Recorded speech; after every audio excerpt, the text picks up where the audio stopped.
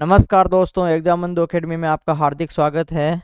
और आज हम बात करने जा रहे हैं राजस्थान सब इंस्पेक्टर भर्ती 2025 जो आने वाली है उसके संबंध में हम है वो कंप्लीट इन्फॉर्मेशन जानने वाले हैं। एसआई भर्ती से रिलेटेड हम जो है उसकी योग्यता क्या रहने वाली है, आयु सीमा क्या रहने वाली है, आयु सीमा में कितनी क्या छूट मिलेगी, जो है हमारा क्या सिलेक्शन प्रोसेस रहेगा, फिजिकल क्या होगा, इंटरव्यू कितने नंबर का होगा, ठीक है, क्या बुक लिस्ट रहेगी और क्या सैलरी है उसकी, ठीक है, क्या प्रमोशन है, सारी बात करेंगे हम। ठीक है, यानी राजस्थान सब इंस्पेक्टर जो एग्ज़ाम है आपको पता है 1000 प्लस है, 1000 प्लस पदों पर क्या है न्यू वैकेंसी है वो आने वाली है। ठीक है, तो उससे रिलेटेड क्या योग्यता रहने वाली है, क्या आयु सीमा रहने वाली है, इतने साल बाद में भर्ती आ रही है तो क्या आयु सीमा में कितने वर्ष की क्या क्या किस किस कैटेगरी को कितनी छूट मिलेगी उसके बारे में बात करेंगे। सिलेक्शन का प्रोसेस क्या है, लिखित क्या है, फिजिकल क्या है, ठीक है, इंटरव्यू क्या है, कितने नंबर के होते हैं, कितने गुना पास करते हैं, सभी पे बात करेंगे। उसके बाद में रैंक है वो किस हिसाब से जो है मैटर करती है, प्रमोशन क्या है, सैलरी क्या कितनी मिलती है, प्रोबेशन में सैलरी कितनी मिलती है, आफ्टर 2 साल बाद में है वो सैलरी कितनी मिलती है। उसके बाद में जो कट ऑफ है 2021 के अंदर है वो अलग अलग कैटेगरी में कट ऑफ है वो कितनी रही है, फिजिकल में कितनी रही है, फिजिकल के बाद में कितनी रही है, इंटरव्यू में कितनी रही है, सारी है वो बात करेंगे। और अंत में हम बुक लिस्ट के बारे में बात करेंगे कि आपको यदि आप 2025 की तैयारी कर रहे हैं तो आपको कौन कौन सी इसके अंदर है वो बुक पढ़नी चाहिए। ठीक है, चलो शुरुआत करते हैं।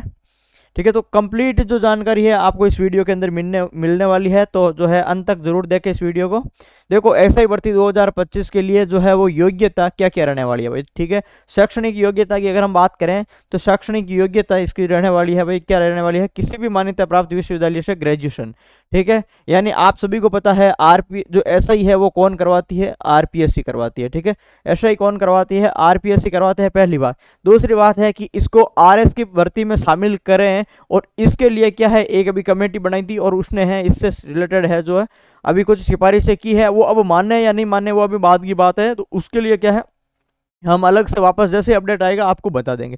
फिलहाल हम ये मान रहे हैं कि ऐसा ही भर्ती है वो एक अलग से सेपरेट भर्ती है जैसे पिछली बार हुई थी। ठीक है, हर बार होती है ये। ठीक है, तो इसकी योग्यता क्या है, आपका है वो ग्रेजुएशन कंप्लीट होना चाहिए, चाहे आपने बीटेक किया हो, बीटेक कंप्लीट होना चाहिए, चाहे आपने बीए किया हो, चाहे आपने बीएससी किया हो, चाहे आपने बीकॉम किया हो, चाहे आपने बीसीए किया हो, यानी किसी भी स्ट्रीम के अंदर आपके कुल मिला के ग्रेजुएशन है वो कंप्लीट होना चाहिए। ठीक है, उसके अलावा यदि आप अंतिम वर्ष के छात्र हो, यदि आप है वो अंतिम वर्ष के छात्र हो, यदि आप सेकंड ईयर के छात्र हो, ठीक है, आप है वो फॉर्म अप्लाई कर सकोगे। ठीक है, आप फॉर्म अप्लाई कर सकोगे, लेकिन इसकी एक शर्त है। शर्त क्या है भाई, शर्त यह है कि जब इंटरव्यू होता है, ठीक है, जब इंटरव्यू होता है तो इंटरव्यू के फर्स्ट डे तक, ठीक है, इंटरव्यू के फर्स्ट डे तक, ठीक है, इंटरव्यू रिजल्ट आ जाना चाहिए। ठीक है, यानी आपके इंटरव्यू के फर्स्ट डे तक आपके वो फाइनल ग्रेजुएशन कंप्लीट हो जाना चाहिए, आपका रिजल्ट है वो आ जाना चाहिए। ठीक है, ये आपके है वो जो है योग्यता चाहिए। ठीक है, आप है सेकंड ईयर में हो भर सकते हो, फाइनल ईयर में हो भर सकते हो, कोई प्रॉब्लम नहीं है, क्योंकि पहले जो है एग्जाम होगा, फिर है काफ़ी दिन बाद में रिजल्ट आएगा, फिर इसका फिजिकल एग्जाम होगा, फिर फिजिकल एग्जाम का रिजल्ट आएगा, और फिर जब रिजल्ट आने के बाद में जब इंटरव्यू होगा तो इंटरव्यू के फर्स्ट डे तक है वो आपकी ये कंप्लीट होनी चाहिए भाई। ठीक है, उसका अपना आपका जो फाइनल का रिजल्ट है इंटरव्यू के जो फर्स्ट डे तक आ जाना चाहिए। ठीक है, तो पहली बात तो ये हो गई कि जो है वो शैक्षणिक योग्यता क्या है। उसके बाद में देखो आयु सीमा की बात करें। ठीक है, आयु सीमा है जो एसआई के अंदर आयु सीमा रहती है वो कितनी रहती है, 20 वर्ष है वो मिनिमम है, यानी जो 20 वर्ष के हो गए हैं, और जो अधिकतम है 25 वर्ष है, 20 वर्ष से 25 वर्ष के मध्य है। और ये आयु सीमा की गणना है, यदि समय पर अभी अगर विज्ञप्ति आ जाती है 15-20 दिन के बाद अंदर है तो क्या होता है, 1 महीने के अंदर यदि विज्ञप्ति आ जाती है तब तो हो सकता है कि जो है वो काउंट करे 1 जनवरी 2026 से है वो आयु सीमा काउंट करे, यानी 1 जनवरी 2026 को यदि कोई जो है वो 20 साल का हो चुका है होगा तो वो इसमें अप्लाई कर सकता है। यदि वैकेंसी थोड़ी लेट आए तो ये यहाँ पर जो है वो जा सकते हैं, 1 जुलाई 2026 जा सकते हैं। एक्चुअली में क्या है, एग्जाम जो भी है भर्तियाँ ये 2 डेट है वो कंसिडर की जाती है, या तो 1 जुलाई की जाएगी या 1 जनवरी की जाएगी। ठीक है, तो ये जो है वो वैकेंसी आने पर है, इन दोनों में से कोई भी हो सकता है। ठीक है, तो मिनिमम जो एज है वो 20 वर्ष होती है, और मैक्सिमम एज कितनी होती है भाई? मैक्सिमम एज है एसआई के लिए सिर्फ 25 वर्ष होती है। कितनी होती है? एसआई भर्ती के लिए मैक्सिमम एज सिर्फ कितनी होती है? सिर्फ 25 वर्ष होती है। लेकिन क्या कुछ कंडीशन में जो है वो कैटेगरीज के अंदर आरक्षण के कारण इनको है वो छूट मिलती है, और यदि वैकेंसी 2-4 साल लेट आती है तो 1-2 साल का है उसमें भी रिलैक्सेशन मिलता है, उस पर भी हम बात करेंगे, ठीक है। जैसे OBC, MBC, SC, ST, EWS male, ठीक है, ईडब्ल्यूएस के अगर पुरुष हो तो 5 वर्ष की क्या मिलती है? 5 वर्ष की क्या है? अतिरिक्त छूट मिलती है। यानी ये आयु बढ़ करके आपकी कितनी हो जाएगी? 30 हो जाएगी, ठीक है। यानी यदि आप ओबीसी पुरुष हो, एमबीसी पुरुष हो, एससी एसटी पुरुष हो, ईडब्ल्यूएस पुरुष हो, तो मिलकर के कितनी हो जाएगी? जो है 5 बढ़ करके 30 हो जाएगी। एक ही कंडीशन में नहीं है, किसके लिए नहीं है? जो जनरल मेल है, ठीक है, जो जनरल मेल है उनके सिर्फ 25 ही रहेगी, बाकी के बढ़ करके 5 साल है, बाकी को छूट मिलती है, और उनकी कितनी हो जाती है? 30 हो जाती है। यदि यहाँ पर जनरल फीमेल हो, ठीक है, जनरल फीमेल हो तो उनको भी क्या है? 5 वर्ष की छूट मिल जाती है। बस एक जनरल मेल को नहीं मिलती है, उनकी सिर्फ 25 ही रहती है, ठीक है, बाकी जनरल फीमेल को भी 5 की मिल जाती है। उसके अलावा यदि OBC, MBC, SC, ST, EWS की फीमेल हो, ठीक है, ये तो ऊपर तो 5 वर्ष तो इनकी मेल को मिल रहा है, ठीक है। यदि OBC, MBC, SC, ST, EWS की फीमेल हो तो इनको है भाई 10 वर्ष के है वो आरक्षण है, ठीक है। यानी ये 35 वर्ष की उम्र तक है वो क्या है? ये एग्जाम दे सकेंगे भाई, ठीक है। और इसके अलावा यदि वैकेंसी 2-3 साल लेट आती है, जैसे 2021 की वैकेंसी है, ठीक है, और अब आ रही है 2025-26 में आ रही है, यानी आप देखो कि जो 4-5 साल लेट आ रही है, तब क्या होता है? तब अधिकतम आयु सीमा में क्या होती है? छूट होती है। यानी 25 की है उसमें 2-3 साल छूट होती है। ये छूट है, ये सभी के लिए मान्य होती है, ठीक है। अगर यहाँ पर 2 साल छूट ये एक्स्ट्रा दे देते हैं, यहाँ पर 2 साल छूट एक्स्ट्रा दे देते हैं या 3 दे देते हैं, तो जनरल मेल की यहाँ पर कितनी हो जाएगी? 27 हो जाएगी। यहाँ पे भी जो है 30 की 32 हो जाएगी, यहाँ भी 35 की 37 हो जाएगी, ठीक है। यहाँ पर जो 2 साल है वैकेंसी लेट आने के कारण देते हैं, वो क्या है? सभी के लिए लागू है भाई, ठीक है। तो ये आयु सीमा रहेगी आपकी। और आयु सीमा के बाद में आपकी जो एसआई भर्ती का है वो सिलेक्शन प्रोसेस या चयन प्रक्रिया क्या रहने वाली है? तो भाई चयन प्रक्रिया के अंदर क्या है? आपका सबसे पहले क्या होगा? लिखित परीक्षा होगी, उसके बाद में यहाँ पर इसका रिजल्ट आएगा, ठीक है, रिजल्ट आएगा, और रिजल्ट आने के बाद में आपका क्या होगा? फिजिकल टेस्ट होगा, ठीक है भाई, शारीरिक दक्षता परीक्षण होगा, और इसका जो नंबर, ठीक है, दक्षता परीक्षण का नंबर और इन दोनों के नंबर जोड़ करके आपका क्या आएगा? एक रिजल्ट आएगी, एक कट ऑफ आएगी, ठीक है। पहले सिर्फ रिटन का रिजल्ट आएगा, उसके बाद में आपके ये क्या होगा? फिजिकल होगा, फिर फिजिकल और इन दोनों को जोड़ करके क्या आएगा? है वो एक आपके रिजल्ट आएगा, कट ऑफ आएगी, ठीक है। उसके बाद में क्या होगा? उसके बाद में आपका इंटरव्यू होगा, ठीक है, क्या होगा? इंटरव्यू होगा, और इंटरव्यू के बाद के अंदर ये रिजल्ट और इंटरव्यू के नंबर को जोड़ करके क्या आएगा? फाइनल जो कट ऑफ है वो आएगी भाई, ठीक है, फाइनल आएगी वो ये रिजल्ट ये। यानी एक बार जो है वो ये फिजिकल के शामिल होने के बाद में, पास होने के बाद में फाइनल में इसके है वो नंबर शामिल नहीं किए जाते हैं भाई, ठीक है। इंटरव्यू के बाद में इनके नंबर शामिल नहीं किए जाते, लास्ट में इन दोनों के नंबर है वो शामिल किए जाते हैं। उसके बाद में आपका डीवी हो जाएगा, और फिर जो है आपके जो डीवी के बाद में है वो सिलेक्शन जो है वो आपके रैंक वाइज जो है वो जारी हो जाएगा भाई, ठीक है। तो ये आपके है वो जो रेशियो रहने वाला है। आगे हम इनके बारे में डिटेल में बात करेंगे। जैसे लिखित परीक्षा है तो इसमें क्या सिस्टम है भाई? आपके क्या होगा? 2 पेपर होंगे। क्या होंगे भाई? 2 पेपर होंगे, ठीक है। फर्स्ट पेपर क्या है? फर्स्ट पेपर आपका मान लो हिंदी का है, ठीक है, फर्स्ट पेपर आपका हिंदी का होता है। कितने नंबर की आती है भाई? ठीक है, तो आती है भाई 200 नंबर की हिंदी का है फर्स्ट पेपर, और 200 मार्क्स हिंदी के मान लो, ठीक है। और सेकंड पेपर आता है आपके जीके एंड जीएस का, ठीक है, जीके एंड जीएस का आता है सेकंड पेपर, और इनके भी कितने होते हैं? 200 मार्क्स हो गई, ठीक है। और समय दोनों के कितने मिलते हैं? 2 हॉर्स और 2 हॉर्स, ठीक है, ये हो गया। और इसका जो है टोटल कितना हो जाएगा भाई? इसका टोटल कितना हो जाएगा? आपके 400 मार्क्स का पेपर हो जाएगा भाई, ठीक है। कितना मार्क्स का हो जाएगा? अब आगे देखो, ठीक है। अब देखो दोनों की जो है वो कंबाइंड मेरिट है वो 400 में से निकाली जाएगी। हिंदी के जो है वो 200 मार्क्स, और जो है जीके जीएस के 200 मार्क्स, 2-2 घंटे का पेपर होते हैं। उसके बाद में आगे देखो जो है वो शारीरिक दक्षता, ठीक है, उन 400 में से जो है वो आपकी रिजल्ट आएगा। कट ऑफ आएगी, उसके बाद में क्या होगा, शारीरिक दक्षता होगी। शारीरिक दक्षता में आपको क्या है, जैसे मेल कैंडिडेट्स है, मेल कैंडिडेट्स को क्या करना है, 100 मीटर होती है, रेस होती है, ठीक है। 100 मीटर रेस के अंदर यदि वो 14 सेकंड में पूरी कर देता है तो उसको 40 नंबर मिलते हैं। यदि वो 15 सेकंड में पूरा करता है तो उसको 25 नंबर मिलता है। यदि वो 16 सेकंड में पूरा करता है तो 15 मिलता है। और 16 से कम सेकंड के अंदर वो उसको ज़्यादा समय लग जाता है दौड़ने में 100 मीटर में, तो उसको है वो कोई भी नंबर नहीं मिलते। और यहाँ पर फिजिकल के लिए पास करने के लिए मिनिमम आपको कितने अंक जरूरी है। पहली बात तो मिनिमम आपको 50 अंक है वो जरूरी रहेंगे भाई। इनको पास करने में कितने अंक जरूरी है, 50 अंक, ठीक है। यदि यहाँ पर वो जो है, यहाँ पर वो 14 सेकंड में 100 मीटर दौड़ जाता तो उसके 40 अंक तो यही हो गई। उसके बाद में उसको है वो लॉन्ग जंप में 10 नंबर और लाने पड़ेंगे। यानी लॉन्ग जंप में यदि वो 15 फीट और उससे ज़्यादा कूदता है, जंप लगाता है, तो उसको 30 नंबर मिलते हैं, ठीक है। 14 फीट में 20 मिलते हैं, 13 फीट में 10 मिलते हैं, और 13 फीट से कम रहने पर 0 मिलता है। यानी यदि वो यहाँ पर सिर्फ 13 फीट भी कूद गए और यहाँ पर है वो अगर 14 सेकंड में दौड़ गए तो भी है 10 और 40 कितने हो जाएंगे, 50 मिनिमम मार्क्स आ जाएंगे भाई, ठीक है। तो मिनिमम मार्क्स तो आपको 50 लाने ही लाने पड़ेंगे भाई, ठीक है। और इसके अलावा यहाँ पर जो बीम होती है, चिन अप होती है, उसके अंदर ये इन्होंने अगर वो 7 निकालता है तो उनको 30 मिलते हैं। यदि 6 निकालते हैं तो 20 नंबर मिलते हैं। यदि 5 निकालते हैं तो 10 नंबर मिलते हैं।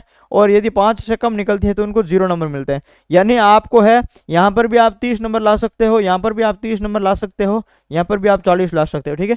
यानी जो है आप है 70 से 100 नंबर के आसपास में यहाँ पर आराम से ला सकते हो, ठीक है। और उसके अलावा अगर फीमेल की बात करें तो फीमेल के लिए क्या रहने वाला है भाई, फीमेल के लिए रहने वाला है 100 मीटर जो रेस है वहां पर इनको 17 सेकंड मिलती है। मेल को जहां पर 14 सेकंड थी, फीमेल को वहां पर 17 सेकंड है, ठीक है। 40 फिर 18 सेकंड, 19 सेकंड, और 19 सेकंड से ज़्यादा मिलने पर इनको 0 नंबर मिलते हैं भाई। उसके बाद में यदि फीमेल के लॉन्ग जंप की बात करें तो 10 फीट से यदि ज़्यादा लंबी जंप लगाते हैं तो इनको 30 मिलते हैं। फिर 9 फीट, 20 और 8 फीट, और 8 फीट से कम होने पर इनको 0 मिलता है। यानी पुरुष के अंदर कितनी थी भाई, 13 फीट थी, ठीक है। 13 फीट से कम होने पर 0 मिलती थी। लेकिन महिलाओं के अंदर कितनी है, सिर्फ 8 फीट है। 8 फीट से कम होने पर क्या मिलेंगे इनको, तो 0 नंबर मिलेंगे। उसके बाद में पुटिंग इन शॉट 4 किलो वजन का क्या है भाई, गोला फेंकते हैं, ठीक है। 4 किलो वजन का क्या फेंकते हैं, गोला फेंकते हैं। और उसमें इनको है यदि वो 16 फीट फेंक देते हैं तो 30 नंबर मिलते हैं। 15 फीट पे 20 नंबर मिलते हैं। 14 फीट पे 10 नंबर मिलते हैं। और यदि 14 फीट से कम होते हैं तो इनको 0 नंबर मिलते हैं भाई, ठीक है। यानी महिलाओं को भी 50 अंक न्यूनतम लाने जरूरी है और पुरुष को भी 50 अंक है वो न्यूनतम लाने जरूरी है, ठीक है। ये नंबर जो भी आप लेके आते हो वो आपके रिटर्न के अंदर जुड़ते हैं, दोनों को कमेंट जो बनते हैं और उसके अंदर है वो आपकी मेरिट आती है। अब जैसे जो है वो आता कैसे है, जैसे बाद में बात करें, अब हम इंटरव्यू की बात करेंगे, ठीक है। जैसे मान लो आपके रिटर्न पेपर हुआ, ठीक है। आपके रिटर्न पेपर हुआ और रिटर्न पेपर में आपके मान लो कि 400 है और पोस्ट कितनी है, 400 मार्क्स का है, ठीक है। पोस्ट कितनी है, पोस्ट हो गई, कितनी हो गई भाई, पोस्ट हो गई आपके 1000। मान लो 1000, ये पास करते हैं लगभग 15 से 20 गुना पास करते हैं। मान लो अपन 20 गुना पास किया तो ये कितने पास करेंगे भाई, 20,000 पास करेंगे, ठीक है। यानी 1000 पोस्ट में 20,000 को पास करेंगे ये इसमें। फिर क्या होगा, इनका फिजिकल होगा भाई, क्या होगा, इनका फिजिकल होगा।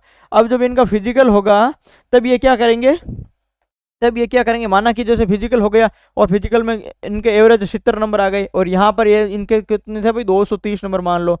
तो ये 230 नंबर तो वो रिटर्न के और 70 फिजिकल के, ठीक है। ये जुड़ करके इनके कितने हो गए, 300 हो गई। और फिर इनके आधार पर है वो सब की क्या है, कट ऑफ निकाली जाती है। और पास कितने करते हैं, पास करते हैं भाई 3 गुना। कितने करते हैं, 3 गुना। यानी पास कितने करेंगे, 3000 करेंगे, ठीक है। यानी मान लो कि पहले 20,000 को पास किया था रिटर्न में, फिर उनका है वो फिजिकल हुआ, फिजिकल के बाद के अंदर वापस एक कट ऑफ जारी हुई और वापस कट ऑफ के बाद में 3 गुना पास किए, यानी 3000 किए। 20,000 से 3000 तक ले आए, बाकी वाले को क्या किया, फिजिकल के बाद में बाहर निकाल दिया। इन 3000 का क्या होगा भाई, इन 3000 का क्या होगा, इन 3000 का इंटरव्यू होगा, ठीक है। यहां तक तो फिजिकल के नंबर काम आए, अब फिजिकल के नंबर वापस है वो हट गए, ठीक है। अब है वो सिर्फ अपने रिटर्न रहे और रिटर्न और इंटरव्यू के अब जुड़ेंगे, ठीक है। तो 3000 का क्या होगा, 3000 जनों का इंटरव्यू होगा, ठीक है। और इंटरव्यू कितने नंबर का होता है भाई, इंटरव्यू 50 अंक का होता है, ठीक है। इंटरव्यू 50 अंक का होता है। फिजिकल कितने का था, 100 अंक का था, लेकिन जो है लाना कितना था, 50 अनिवार्य था वहां पर, ठीक है। और जो इंटरव्यू है यहाँ पर कितने अंक का होता है, 50 अंक का होता है। फिर जैसे मान लो इंटरव्यू के अंदर आप है वो 25 नंबर लेके आ गए, वहां पर आपके कितने आ रहे हैं, 230 आ रहे हैं। तो 230 प्लस 25 जुड़ के 255 हो जाएगी, और इसके आधार पर है आपकी जो रैंक है वो कट ऑफ है वो जारी होगी। यानी अब है वो फिजिकल के नंबर है वो काम नहीं आएंगे, ठीक है। तो ये रहेगा ओवरऑल जो सिलेक्शन है वो प्रोसेस रहने वाला आपके, ठीक। उसके बाद में आप देखो जो है इनकी रैंक, अब देखो रैंक जो है वो किस हिसाब से आती है, या फिर जो है वो अपने इंटरेस्ट के बेस पर लोग भरते हैं। जैसे जो है सबसे पहले एपी है, जो नॉर्मल अपने जो सब इंस्पेक्टर होते हैं यानी आर्म्ड पुलिस फोर्सेज होती हैं जो, वो एपी आती है। उसके बाद में आईबी में भरते हैं ज़्यादातर, ठीक है, सामान्यतः, और फिर आरएससी, और फिर आती है एमबीसी, ठीक है। ये तो है अपना जो है क्रम रहता है भरने का, ठीक है। तो नॉर्मल जो हम सब इंस्पेक्टर देखते हैं वो सबसे ज़्यादा क्रेज है वो एपी का ही है, ठीक है। ये मिलता है रैंक वाइज, जिनकी रैंक अच्छी होती है, जिनकी रैंक अच्छी होती है उनको सबसे पहले ये मिलता है, फिर ये बढ़ते हैं, फिर ये बढ़ते हैं, लास्ट में जिनकी रैंक कम होती है उनको ये मिलता है, ठीक है। ये तो रही इनका रैंक का जो है वो प्रोसेस। उसके बाद में इनका है वो प्रमोशन क्या होता है। तो देखो पुलिस में, पुलिस के अंदर क्या है, प्रमोशन जो है वो सबसे पहले किसका होता है, यानी हम शुरुआत करें कांस्टेबल से, ठीक है। यदि कांस्टेबल है जो है वो सीधी भर्ती से बनते हैं, ठीक है। कांस्टेबल सीधी भर्ती से बनता है। कांस्टेबल के बाद में क्या होता है, इनका प्रमोशन होता है, और कौन बनता है, हेड कांस्टेबल बनते हैं भाई, ठीक है। हेड साहब बनते हैं, ठीक है, हेड कांस्टेबल बनते हैं। फिर इनका जो प्रमोशन होता है 8-10 साल में, 8-10 साल में इनका होता है। फिर ये बन करके क्या बनते हैं, एएसआई बनते हैं भाई, ठीक है। असिस्टेंट सब इंस्पेक्टर बनते हैं, ठीक है, असिस्टेंट सब इंस्पेक्टर बनते हैं। ये कौन सी दोनों है वो प्रमोटी पोस्ट है। और उसके बाद में ये क्या करते हैं, उसके बाद में एसआई आती है, ठीक है। एसआई आती है, 50% तो एसआई है वो जो एएसआई से प्रमोशन से बनती है, और 50% पद है वो किससे भरते हैं, ये सीधी भर्ती से होते हैं, ठीक है, सीधी भर्ती से भरते हैं। यानी यहाँ पर सीधी भर्ती हो रही है कांस्टेबल पर, फिर वापस एसआई में सीधी भर्ती हो रही है। कांस्टेबल के जो 2 है, ठीक है, उसके बाद में प्रमोशन एसआई तक आता है, ठीक है। फिर एसआई में क्या हो गई, वापस सीधी भर्ती हो गई, और एसआई के बाद में फिर जो 8-10 साल के बाद में आपका प्रमोशन होता है, तब आप क्या बनते हो, सीआई बनते हो, ठीक है। 8-10 साल बाद में आप सीआई बनते हो, सर्किल इंस्पेक्टर बनते हो, या फिर इंस्पेक्टर भी बोलते हैं उनको, ठीक है। जो थाने के एसएचओ होते हैं, ठीक है भाई, जो थाने के एसएचओ लगाते हैं आजकल सीआई को लगाते हैं, ठीक है। पहले एसआई को लगाते थे, ठीक है, थानेदार इसीलिए बोलते थे। अब जो है वो एसएचओ किसको लगाते हैं, स्टेशन हाउसिंग ऑफिसर जो किसको लगाते हैं, स्टेशन हाउस ऑफिसर, वो सीआई को लगाते हैं, ठीक है। यदि यहाँ पर सीआई खाली हो, पोस्ट यहाँ नहीं हो, तो वो एसआई के पास में इसका चार्ज रहता है, ठीक है। अब जो है वो 8-10 साल बाद में सीआई बन गया। सीआई के बाद में एसआई क्या बनेगा भाई, एसआई सीआई बन गया। सीआई के बाद में एसआई क्या बनेगा, तो सीआई के बाद में एसआई क्या बनेगा, डीवाईएसपी बनेगा, ठीक है। डीवाईएसपी बनेगा, यानी डिप्टी बनेगा, यानी आरपीएस जो है, आरपीएस जो है, आरपीएस वो बनेगा, ठीक है। आरपीएस जो है, यानी यहाँ पर पुण्य क्या है, यहाँ पर पुण्य क्या है, सीधी भर्ती आती है, ठीक है। यानी जो आरएस से आते हैं, यानी 50% है इनका फर्स्ट प्रमोशन से बढ़ता है, और 50% क्या है, सीधी भर्ती से बढ़ता है, ठीक है। 50% है वो आरपीएस पोस्ट है, जो आरएस से सेलेक्ट होते हैं, वो इनकी सीधी भर्ती से बनता है। और उसके बाद में इनका प्रमोशन कहाँ होता है, एडिशनल एसपी तक होता है भाई, ठीक है, एडिशनल एसपी तक होता है, ठीक है, एडिशनल एसपी तक होता है। यानी अगर आप एसआई बनते हो, अगर आप एसआई बनते हो तो आप क्या बनोगे, 5-7-8 साल बाद में आप जैसे मानो सीआई बन गए, और सीआई के बाद में आप क्या बनोगे, डीवाईएसपी बनोगे, और रिटायरमेंट होते होते आप कहाँ तक जाओगे, एडिशनल एसपी तक जाओगे। एडिशनल एसपी से आगे है वो एसआई कभी भी है एसपी नहीं बनता है, ठीक है। तो एडिशनल एसपी है वो अंतिम है, और एडिशनल एसपी क्या है, प्रमोटी पोस्ट है, ठीक है। यानी आप ये देखो कि कांस्टेबल पे एग्जाम होता है सीधा, फिर एसआई पे सीधा एग्जाम होता है, फिर जो है वो डीवाईएसपी पे सीधा एग्जाम होता है, ठीक है।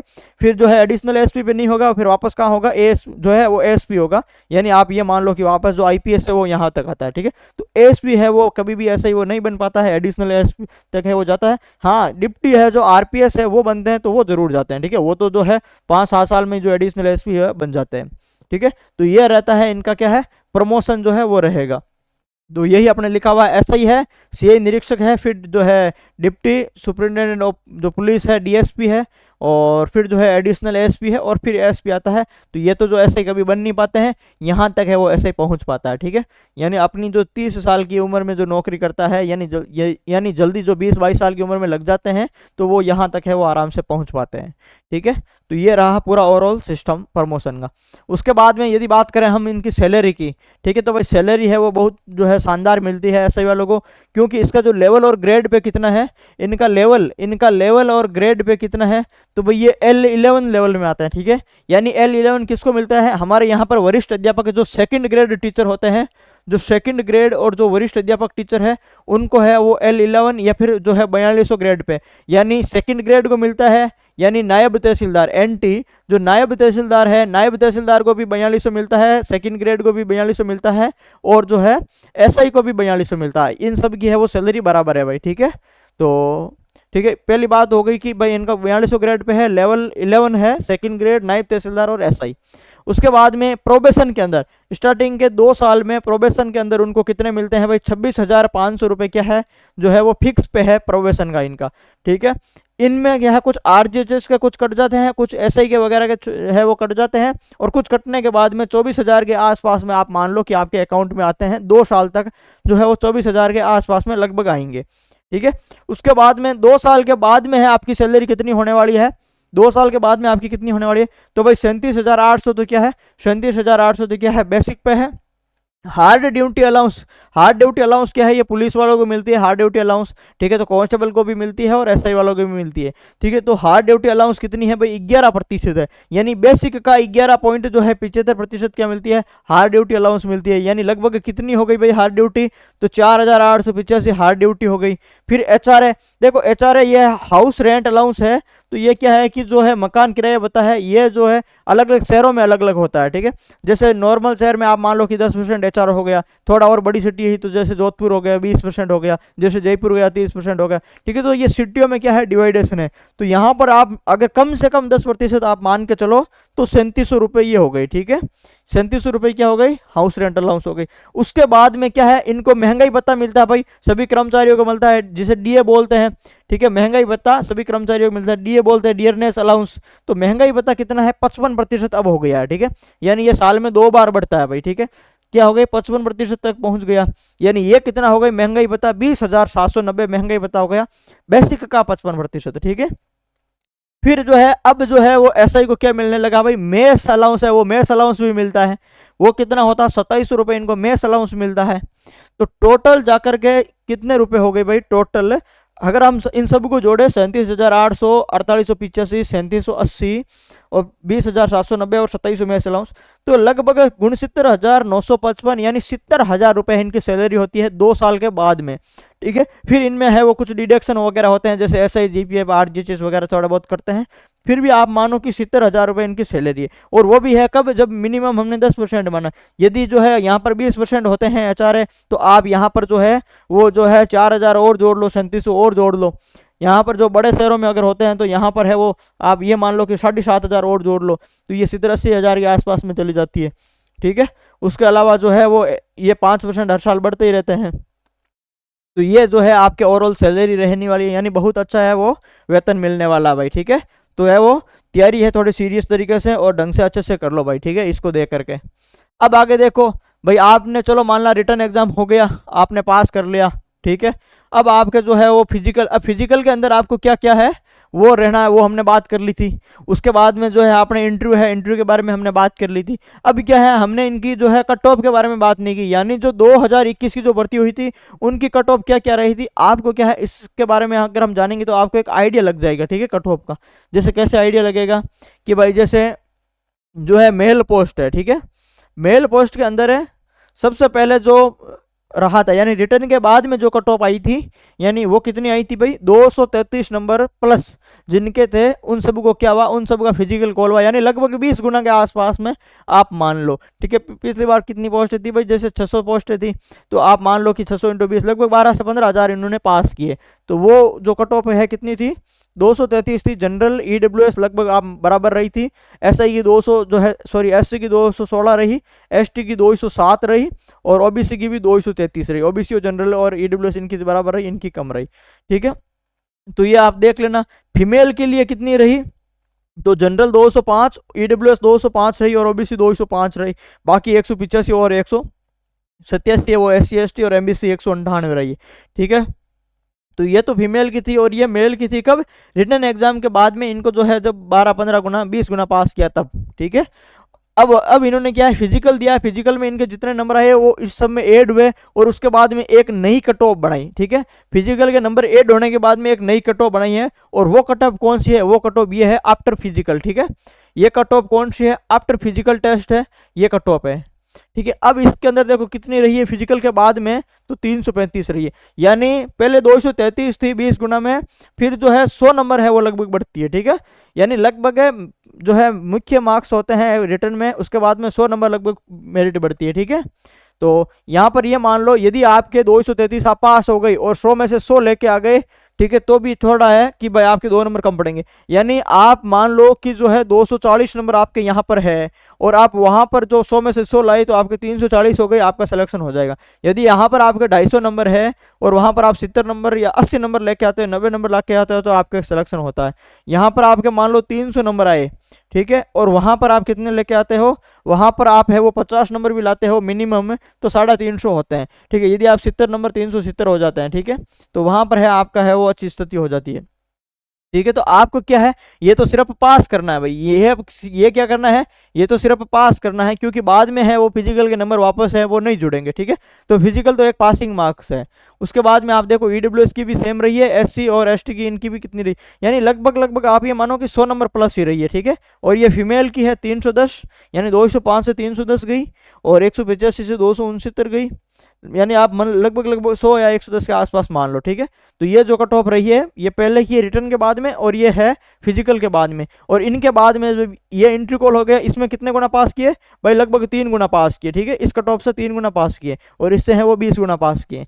ठीक है, तो अब है वो इनका क्या होगा, इंटरव्यू होगा, और फिर इंटरव्यू नंबर और जो रिटर्न नंबर है वो जुड़ करके क्या है आपके जो फाइनल जो रैंक लिस्ट आएगी वो आएगी भाई। ठीक है, अब उसके बाद में हम बात कर रहे हैं बुक लिस्ट की। ठीक है, वैसे तो बुक लिस्ट और जो है सिलेबस के बारे में मैं डिटेल एक बार और जो एनालिसिस है वो अलग से वीडियो बनाऊंगा, लेकिन जो है यहाँ पर जो बुक लिस्ट है, बुक लिस्ट के अनुसार आपको देखो क्या क्या पढ़ना है। ठीक है, यदि हम बात करें ज्योग्राफी की, ठीक है, यदि हम बात करें इंडिया और वर्ल्ड ज्योग्राफी की, तो जो महेश बर्नवाल है, महेश बर्नवाल जी की बहुत शानदार पुस्तक आती है।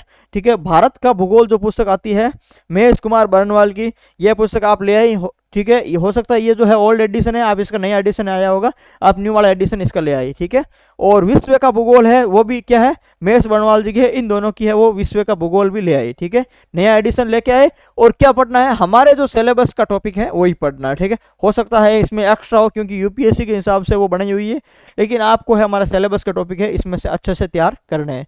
ठीक है, ये रही इंडिया और वर्ल्ड ज्योग्राफी की बात। उसके बाद में देखो, उसके बाद में बात करूं इतिहास की। ठीक है, तो इतिहास की जो है वो शानदार बुक है भारतीय इतिहास की, किरण पब्लिकेशन की पुस्तक आती है भाई, किरण पब्लिकेशन की पुस्तक आती है। ठीक है, कौन इसको क्या बोलते हैं, किरण। ठीक है, किरण पब्लिकेशन की इतिहास की पुस्तक आती है, बहुत शानदार पुस्तक है। ठीक है, इसको आपको है वो रट्टा मारना है, 10-15 बार जो भी पढ़ना है इसी को पढ़ना है। ठीक है, उसके बाद में देखो इकोनॉमिक्स की बात करें, तो इकोनॉमिक्स की एक देखो पुस्तक आती है, वो आती है भाई जो है वो डीएलएस पब्लिकेशन की। ठीक है, एक पुस्तक आती है डीएलएस पब्लिकेशन की। ठीक है, जो मनमोहन शर्मा है, अभी आरएस अधिकारी है, सेकंड रैंक थे मनमोहन शर्मा। ठीक है, मनमोहन शर्मा, इनकी एक पुस्तक आती है। ठीक है, हालांकि ये जो है इसमें थोड़ी दिक्कत ये रहती है कि ये जो है इसका लेटेस्ट अपडेट कब तक आएगा ये अभी पता नहीं है। ठीक है, ये लेटेस्ट अपडेट है, जब आएगा तब जो ये बुक है आपके लिए बेस्ट रहेगी, लेकिन भाई लेटेस्ट जो है वो अपडेट नहीं आए तब तक है इसका जो है वो भरोसा नहीं है। ठीक है, तब तक आपको क्या है, तब तक आपको है इकोनॉमिक्स शब्द आते ही आपको जो है वो किस पे जाना है, आपको जाना है इको सर्वे पे। ठीक है, आपको जाना है इको सर्वे पे, चाहे इंडिया हो चाहे राजस्थान हो, आपको जो जाना है बजट पे। ठीक है, आपको जाना है बजट पे, तो देखो बजट और इको सर्वे तो आपको क्या है पढ़ना ही पढ़ना है। ठीक है, ये बुक्स आती है तब तो ये पढ़ना है, और ये नहीं आती है तो फिर इसका जो है वो आपके अल्टरनेट भी मैं आपको बता दूंगा। ठीक है, ये फिर मार्केट में मिल जाती होगी, बाकी ये बुक है वो बेस्ट है, लेकिन जो है इसका मार्केट में अभी ओल्ड एडिशन है इसलिए कोई खरीदना मत। ठीक है, और इको सर्वे और बजट है, यानी जब भी आप बुक लेते हो उस बुक पे, इकोनॉमिक्स के बुक पे यहाँ पर लिखा हुआ आता है कि जो है आर्थिक समीक्षा इनके आंकड़े सम्मिलित है, बजट इनका सम्मिलित है, तो आप यहाँ पर देखना उसी साल के लेटेस्ट साल के आंकड़े इसमें सम्मिलित है कि नहीं है, कवर पेज भी ये लिखे आते हैं। ठीक है, तो ये आप है वो अपडेट वाली लेना इकोनॉमिक्स वाली।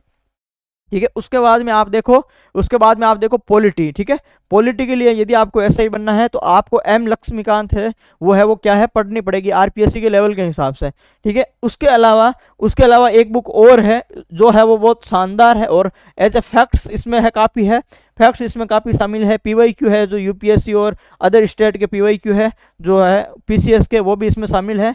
इसका जो लेटेस्ट एडिशन है वो भी आप ले आ सकते हो। ये कौन सी है भाई, परीक्षावाणी है।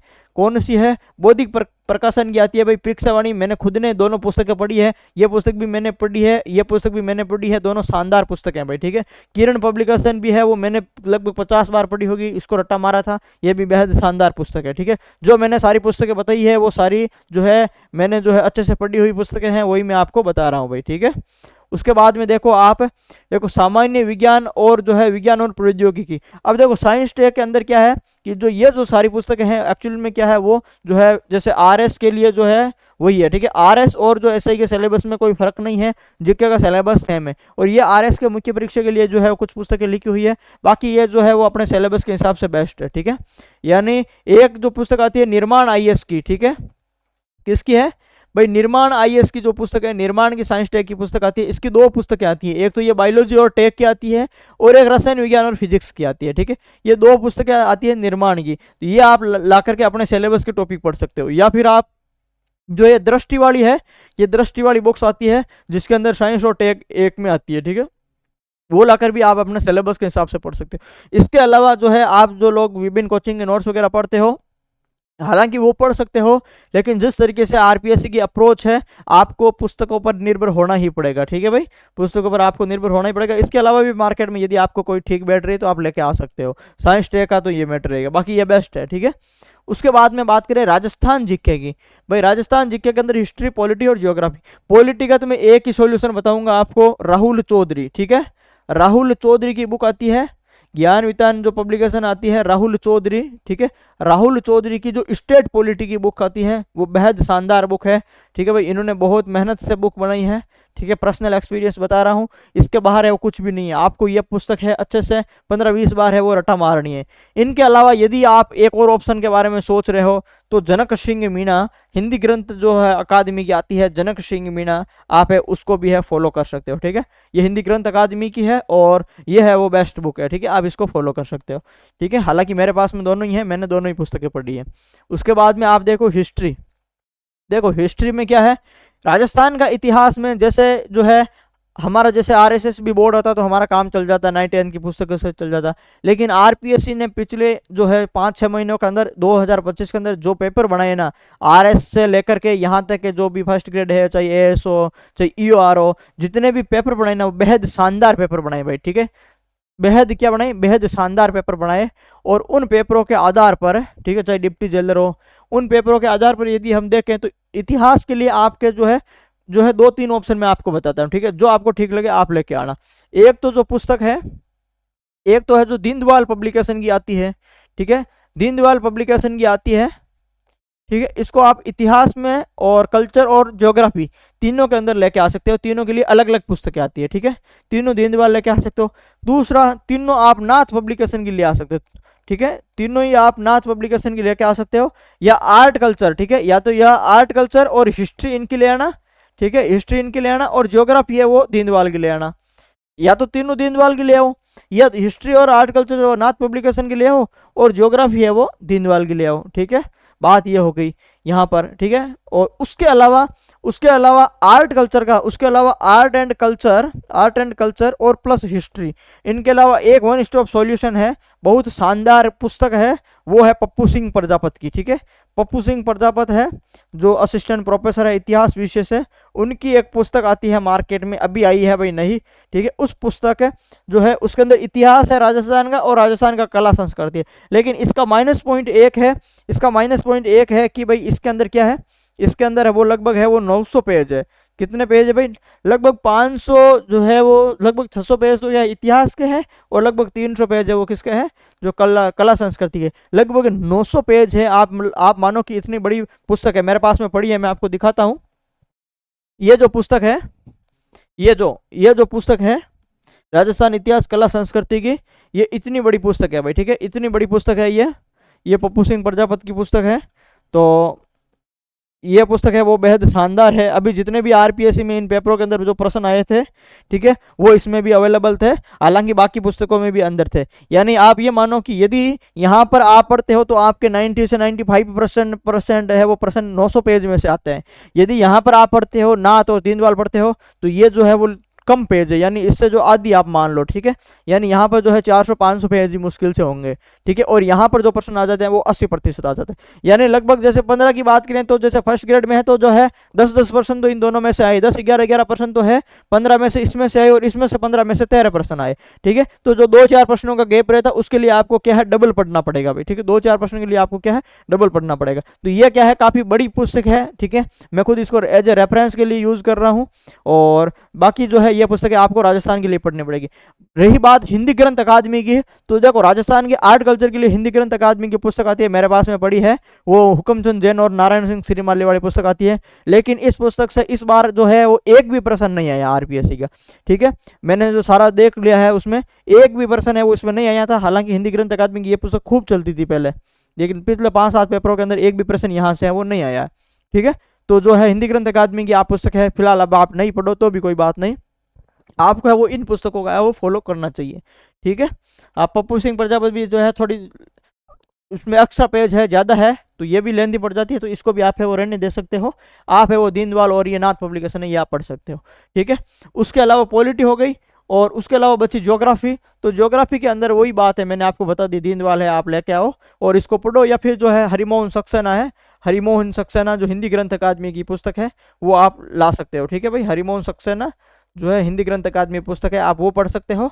बाकी जो है वो अगर नहीं भी पढ़ो, वो भी नहीं भी पढ़ो तो दीनदयाल ज्योग्राफी या फिर नाथ पब्लिकेशन ज्योग्राफी की पुस्तक है, वहां से आपका कंप्लीट हो जाएगा। इसके अलावा खूब राइटर ऐसे हैं मार्केट में जो खूब किताबें आई है, ये तो मैंने मेरे पर्सनल एक्सपीरियंस से जो है वो सारी चीज़ें बताई है। इसके अलावा भी है जिसको जो जिस हिसाब से जो पहले पुराना, ये भाई ऐसा भी है जिसने पिछले एसआई भी दिया, और भी है जो है वो एसआई भर्ती पहले से दी है, आरएस दिया है, तो उन सबको तो है पहले से पता है, उनके पास तो पहले से खुद का सोर्स है, तो आप उन्हीं से आप ये थोड़ा बहुत अपडेट कर सकते हो।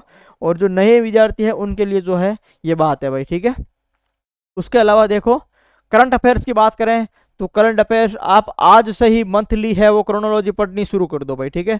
जो मंथली क्रोनोलॉजी आती है, मंथली जो क्रोनोलॉजी आती है वो आज से ही पढ़ना शुरू कर दो, ठीक है। करंट अफेयर है वो आपके आरपीएससी का जैसा लेवल है वो बहुत डिटेल्स में आ रहा है, ठीक है, बहुत डिटेल्स में प्रश्न आ रहे हैं, ठीक है। सारे ही प्रश्न वो स्टेटमेंट में आ रहे हैं, और आपको अगर एक टॉपिक देगा और उसके 4 स्टेटमेंट देगा, फिर आपको बताना है कि कौन सा सही एक नहीं है। यानी आपको A to Z चीज़ें याद होनी चाहिए इस पैटर्न के अंदर।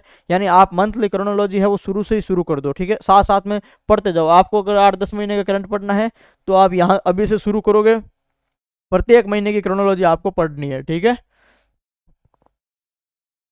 उसके बाद में देखो हिंदी, ठीक है, वो तो था जीके का भाई, जीके का तो एक अलग पेपर था।